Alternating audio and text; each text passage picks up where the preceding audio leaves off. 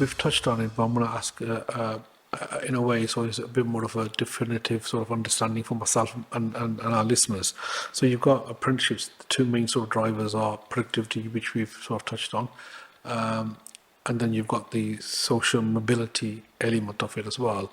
How do we get the right balance that works for us as a country as a whole? I think we haven't quite got the balance right. I think it's very hard to demonstrate whether or not we have achieved productivity success because we're not using the right measures. I don't think even government can actually measure the productivity effect of investment in apprenticeships, but we know the theory supports the higher the level of the skill, the higher the social mobility, the career mobility, the aspirations of individuals. They're far more able to take opportunities outside of their traditional sort of, home geographies.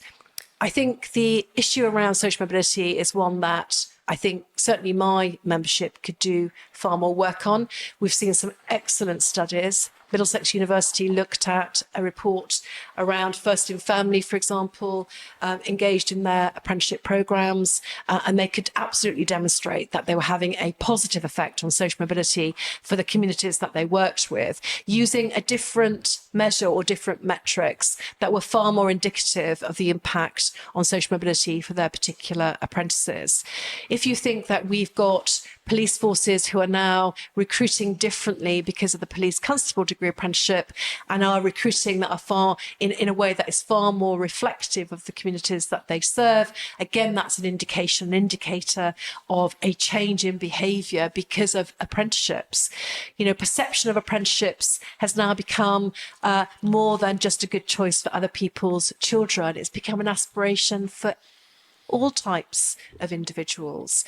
I don't like to think about apprenticeships or skills in terms of a particular type of learner, an academic learner or a vocational learner, an academic programme or a vocational programme, because in apprenticeships, for example, it's not one or the other, it's both. So we've kind of challenged and broken down some of those perceptions. And that's what I hope, actually, that in 10 years' time, I'm not still having to grapple with some of the opposition to the purpose of apprenticeships.